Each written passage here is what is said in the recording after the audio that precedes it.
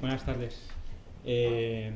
Bueno, lo primero de todo, muchas gracias a la Comisión Nacional del Mercado de Valores y a José Antonio Gonzalo como presidente para formar parte de este grupo de trabajo, tanto para presentar y estar en la mesa hoy como para tener el placer y el lujo todos estos meses de formar parte de un grupo donde lo que hemos hecho ha sido discutir sobre el informe de gestión y qué pensábamos que podría incluir o qué recomendaciones entendíamos que eran las razonables en un debate abierto donde todos hemos ido opinando.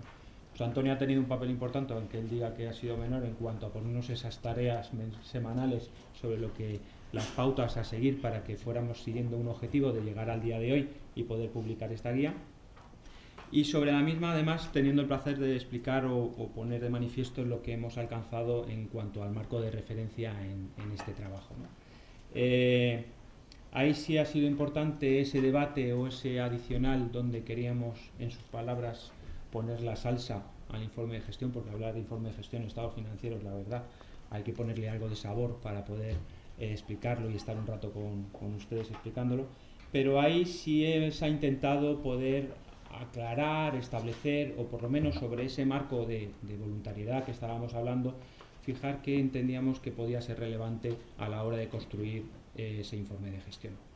Cuando hablábamos sobre el marco actual del informe del auditor y cuando se refiere al informe de gestión, habla del informe de gestión donde se contiene esa situación de la sociedad, la evolución de sus negocios y otros aspectos o otra información. También cuando hablamos del informe de gestión como parte de esas cuentas anuales, informe de gestión, a veces también es ese cajón donde se mete otra información, es decir, bueno, pues al informe de gestión. Con lo cual, sí era interesante establecer aquello que pudiera ser, pudiéramos decir, los principales puntos sobre los cuales fijar el contenido del informe de gestión y aquellas recomendaciones que entendíamos que eran naturales o razonables a la hora de fijar un documento. Por lo tanto, el marco de referencia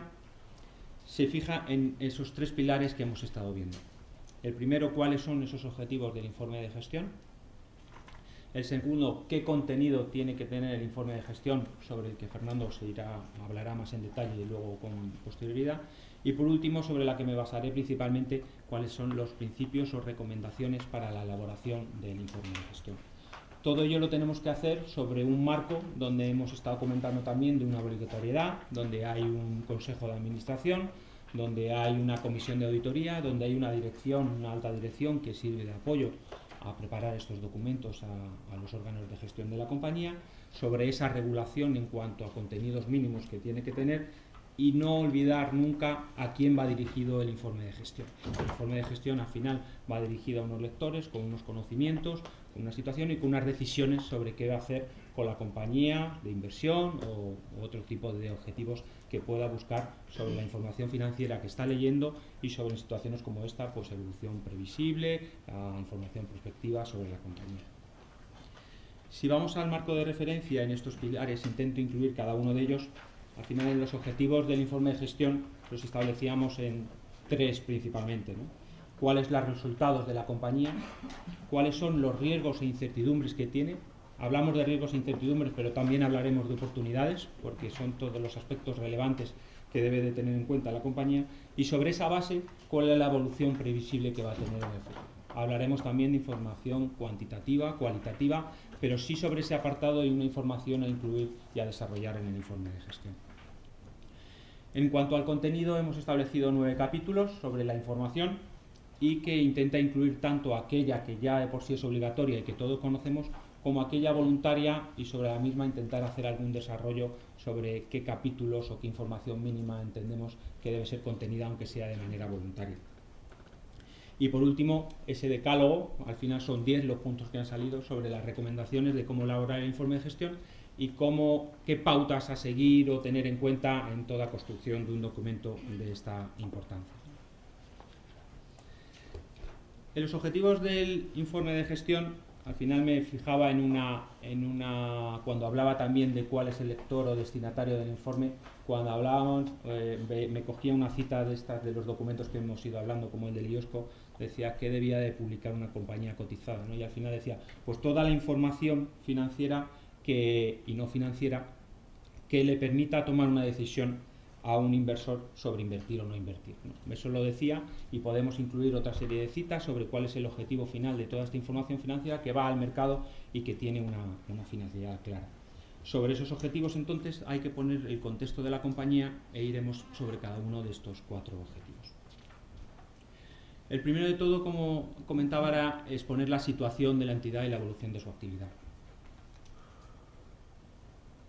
¿Cuáles las cuentas de la compañía, qué ha hecho durante el ejercicio, y también que nos permita predecir cuál es a corto plazo o a medio plazo la evolución previsible que puede tener la compañía?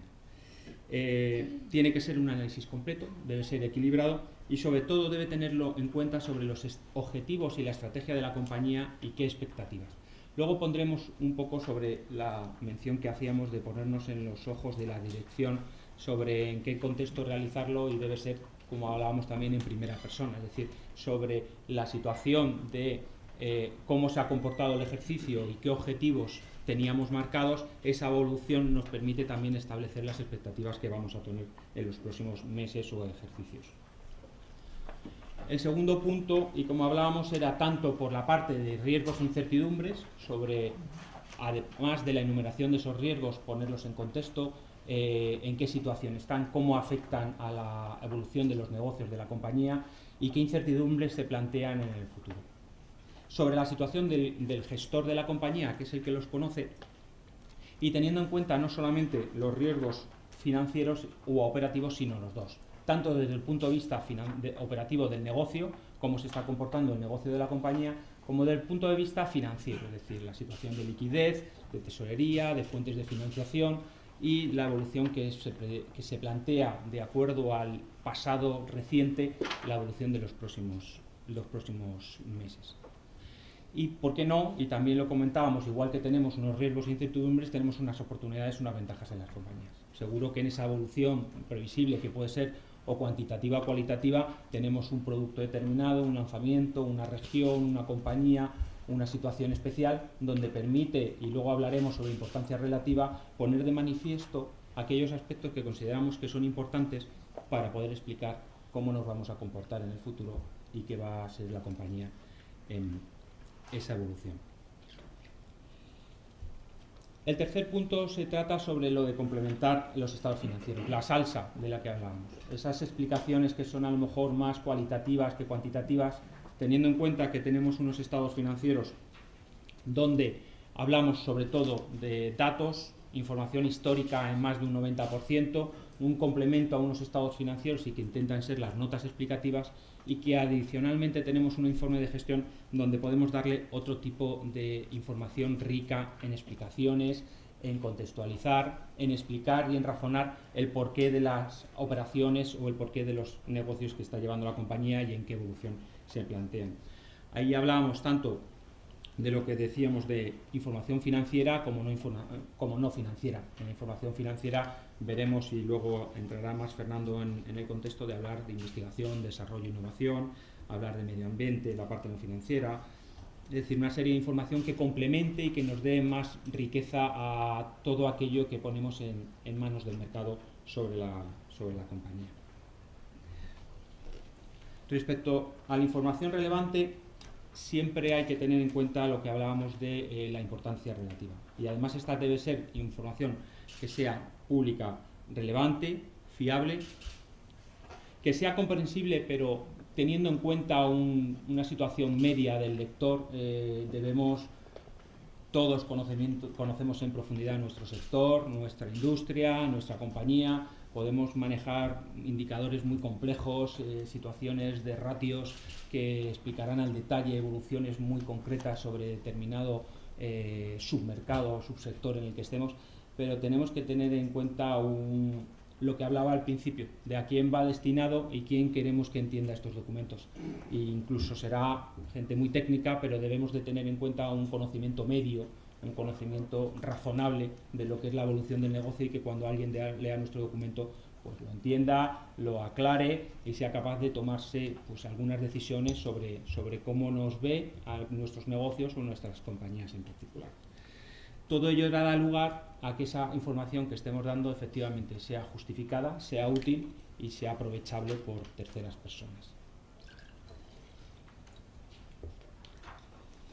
¿Cuál es el contenido del informe de gestión? Bueno, como decía antes, tenemos información que es obligatoria, información que es voluntaria. Sobre ella hemos fijado estos 9 puntos que intentan resumir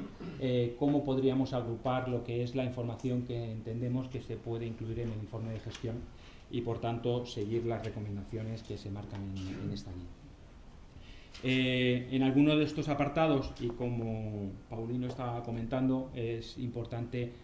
poner en contexto indicadores o información financiera en cuanto a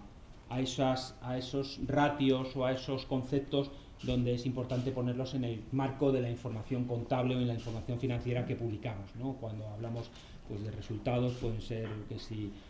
antes de extraordinarios, que si ajustados, que si EBITDAs, que si deudas de un tipo o de otro. Es muy importante el que para ese usuario medio en el que estamos pensando cuando lea este documento, el que sea capaz de poner ese ratio o ese concepto que para nosotros es clave a la hora de explicar el negocio de la compañía, que entienda, 1, por qué es clave, y 2, de dónde sale. En cuanto a la segunda parte, de dónde sale, esos ejercicios de conciliación, de poner en contexto dentro de los cuentas de resultados, del flujo de efectivo o en el estado en el que sea, de dónde salen o qué partidas quedan incluidas o excluidas, yo creo que es importante también para lo que es la comparabilidad posterior con otras compañías del sector o cotizadas o del comportamiento posterior. Fernando va a entrar en detalle en cada uno de ellos, no me meto en ninguno en especial. Lo único, en cuanto hablaba también de lo importante que es considerar información cuantitativa y cualitativa en alguno de esos apartados. Los dos primeros, como comentábamos, el 1 y el 2, en cuanto a ese informe de auditoría donde se detalla específicamente estos dos apartados y otros aspectos donde esos otros aspectos se han quedado aquí clasificados en 7 puntos. Luego hay un apéndice C donde también se habla de las duplicidades y luego hablaré también de las duplicidades en cuanto a cómo entendemos que debería ser tratada o fijar unos principios básicos para tratar de manejar esas duplicidades a las que tenemos que hacer frente, y luego una serie de recomendaciones. Me centro entonces en la parte de las recomendaciones para elaborar el informe de gestión. Yo creo que una vez entendido esos 3 pilares sobre los que marcábamos el marco de referencia, de qué objetivos estábamos marcando y segundo, qué contenido entendíamos, queda la parte 3, que es decir, bueno, ¿y cómo creemos que debería de construirse ese informe de gestión o elaborarse de manera anual? Bueno, esos son los 10 puntos que se resumen en esta slide y que al final intentan buscar en unos requisitos de que sea lo más comparable posible, de que sea lo más verificable posible y, por último, que sea lo más comprensible posible. Sobre esas 3 bases y esos 3 requisitos es sobre los que se intentaba llegar a que estas recomendaciones nos permitiera llegar a un buen informe de gestión de acuerdo al grupo de trabajo que estábamos allí hablando sobre el tema, ¿no? Y llegando a unas conclusiones. Exposición desde el punto de vista de la dirección. Lo que hablábamos de ponernos en los ojos de la dirección, es decir, cómo explicaría el gestor el cómo se ha comportado, sus resultados durante el ejercicio, qué hitos ha alcanzado, el por qué, cómo hila con el ejercicio anterior, cómo va luego a unirlo con lo que hable de información prospectiva, por qué ha tomado determinadas decisiones, en qué contexto lo hace. Y todo ello, por supuesto, manejando el equilibrio entre la confidencialidad de lo que el gestor y la alta dirección contempla de cara a tomar unas decisiones con aquello que entiende que es relevante para que conozca también el mercado. Hay que buscar un equilibrio entre los dos aspectos, pero eso no quita para que se ponga uno en esos ojos de la dirección y permita explicar los resultados de la compañía. ¿Por qué? Porque es el que mejor lo conoce, sabe explicar el por qué ha tomado las decisiones y son más comprensibles que la pura redacción de hechos y de hitos acontecidos durante los 12 meses que ha tenido el ejercicio. El segundo punto sobre el que nos centrábamos era sobre el de la redacción. Bueno, aquí hacíamos recomendaciones, aparte de que permitirán conocimiento razonable, que lo pueda leer cualquier usuario, el uso de técnicas, ¿no? El uso de técnicas y que está en la mente de todos, pues que hablemos de cifras concretas, que hablemos de variaciones determinadas, que usemos esos grafismos de barras, gráficas, evoluciones, donde de una manera muy clara nos permita resumir en un contenido más detallado del informe sobre efectivamente qué ha pasado en el ejercicio y cómo hacerlo, ¿no? Ese uso de herramientas debe permitirnos irnos más allá de lo que entre comillas llamáramos un ladrillo o no, sobre qué hemos hecho durante el ejercicio, que nos permita ser concisos y nos lo permita hacer de manera rápida. La objetividad es el tercer punto sobre el que entendemos que debe construirse este informe de gestión.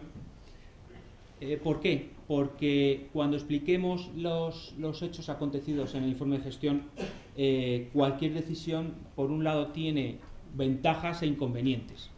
Y además el tomar una decisión significa que no hayamos tomado otras en las compañías. Por lo tanto,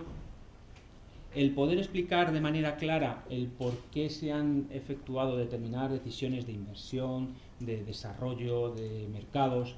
durante el ejercicio, sí nos va a permitir el poner en contexto y poder explicar las consecuencias que vaya a tener a futuro las actuaciones que vamos a llevar a cabo. Como no, tanto si hablamos de información cuantitativa como cualitativa, de información prospectiva, es importante saber sobre qué bases se ha construido esa información, ¿no?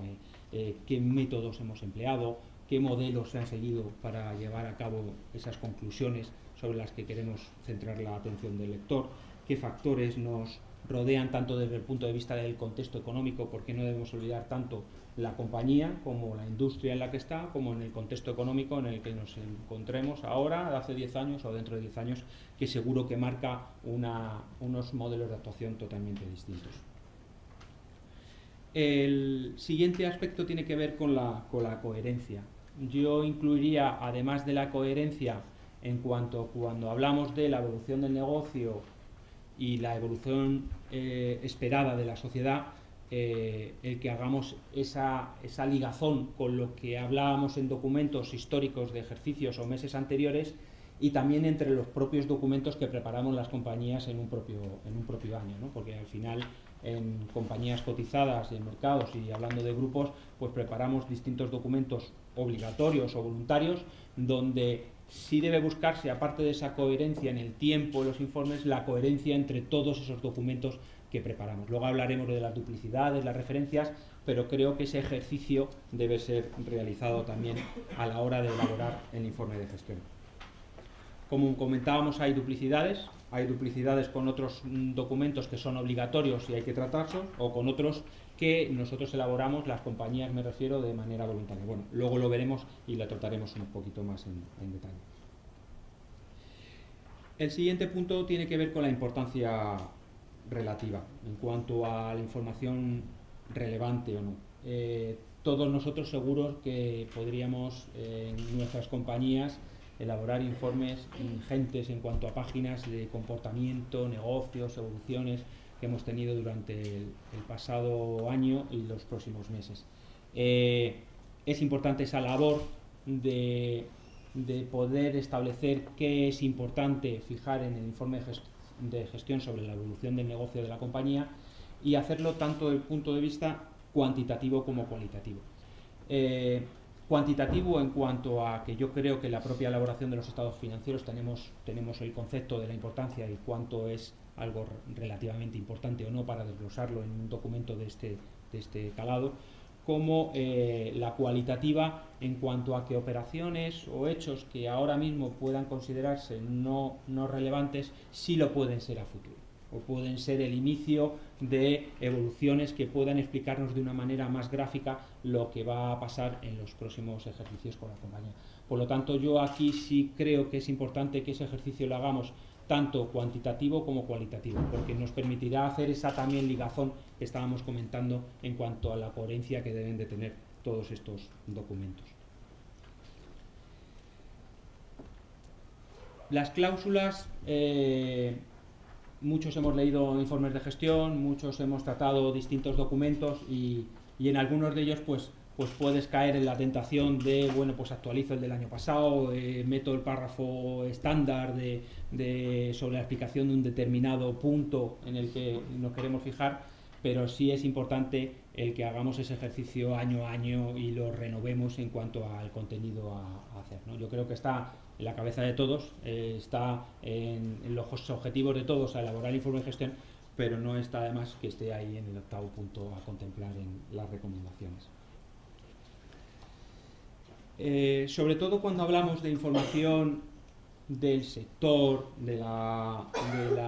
evolución de cuotas, del mercado, de evolución previsible, también es importante contextualizarla y poner o establecer qué información ponemos y quién es el dueño de esa información. Me refiero a que cuando estábamos hablando sobre cómo entendemos que se va a comportar cualquier variable económica o no económica de los próximos, del futuro próximo, debemos tener claro qué información o qué expectativas se basan en elaboración propia de la compañía y si no, en cuáles son fuentes externas que permiten tomarnos una serie de conclusiones y esas fuentes también ponerlas en un contexto temporal, ¿no? De si son del mes pasado o de hace 3 años, sobre las cuales estamos basando una serie de mensajes que se van incluyendo en el informe de gestión. Y el último punto, en cuanto hablábamos de la importancia relativa tanto en la información a incluir, también debe ser tenido en cuenta en cuanto al tamaño, a la dimensión de la compañía. Si hablamos también de compañías individuales o grupos de sociedades, al ser un documento de recomendaciones abierta en cuanto a que cualquier compañía cotizada o no cotizada pueda utilizarlo, si bien sobre el foco principal, que es el de las compañías cotizadas, sí establecer el tamaño en cuanto a la información que pueda ser pues más o menos condensada, más o menos resumida, teniendo en cuenta ese objetivo, ¿no? Tanto de la importancia relativa como del propio tamaño de la compañía en alguno de los aspectos sobre los que hemos hablado. Comentados los 10 puntos, nos centramos 2 minutos sobre el tema de las duplicidades, que yo creo que ha ido tratando pues, Antonio sobre el mismo, y donde hemos visto y todos, iba a decir, o sufrimos o vemos esa situación de distintos documentos, sean voluntarios o sean obligatorios, donde hay información duplicada, información donde se pone de manifiesto o en otras como las cuentas anuales, el informe anual de gobierno corporativo u otros documentos que cada una de nuestras compañías cotizadas preparamos a lo largo del ejercicio. Sobre esta situación intentamos preparar la matriz que aparece a continuación, donde podemos ver sobre cada uno de esos 9 capítulos que hablábamos de contenidos del informe de gestión que comentará Fernando más adelante, como algunos de ellos, bastantes, se repiten, incluso estando por ejemplo el de riesgos e incertidumbres que mencionábamos antes en las 4 categorías, ¿no? Tanto de cuentas anuales como el informe de gobierno corporativo, el informe de gestión u otros documentos que preparemos las sociedades. Sobre esa situación y sobre información regulada y obligatorio incluir, más allá de hacer alguna recomendación de cómo hacerlo, hay que incluirlo. Entonces, si hacemos o hemos fijado una serie de principios para aquellos casos donde la información tenga que estar en distintos documentos. Está el principio de jerarquía, el principio de separación por niveles y el de la referencia cruzada en la medida en que tengamos la información en distintos niveles. El principio de jerarquía, ¿a qué se refiere? Estableciendo cuentas anuales, notas explicatorias o informe anual de gobierno corporativo y el informe de gestión, aquella información que sea obligatorio incluir en unas cuentas anuales o en el informe anual de gobierno corporativo no puede ser sustituido por el informe de gestión. De la misma manera, la información que sea obligatorio incluir en el informe de gestión no puede ser sustituido por información que se encuentre en documentos voluntarios. Dicho esto, si es, como estaba comentando José Antonio como presidente del grupo de trabajo, el poner en contexto el informe de gestión sobre la riqueza adicional que puede facilitar sobre pura información financiera histórica que pueda estar en otros documentos, como el informe las notas explicativas de las cuentas anuales, y que por tanto, aparte del puro número, pueda facilitar riqueza sobre el por qué, bajo qué marco de política de la compañía se están tomando determinadas decisiones, qué circunstancias llevan a la sociedad para tomar determinadas operaciones o llevar a cabo determinados negocios, y todo ello pues dentro de, por ejemplo, de temas pues como política de acciones propias o otros aspectos que luego Fernando hablará más en detalle. El siguiente punto, hablábamos de la separación de contenidos por niveles. El informe de gestión, como comentaba, podría y tiene cabida el explicar esos objetivos y estrategias sobre las que hemos llevado a cabo determinadas operaciones y que la información de manera obligatoria aparece en otros documentos, y los datos concretos en sí pueden ser más base de otros documentos donde tan solo haya que explicitarlos y no tanto explicar esos objetivos o estrategias que podíamos y que recomendamos dejar para el informe de gestión. Y en la medida que todos vemos que es inevitable repetir y que está normalizado el que alguna información esté en distintos documentos, sí usar un principio de referencia cruzada donde permita tener constancia de que determinada información está en más de un documento, porque el uno puede complementar al otro, como estábamos hablando en ese tipo de explicaciones o de riqueza adicional que pueda facilitar. Entonces,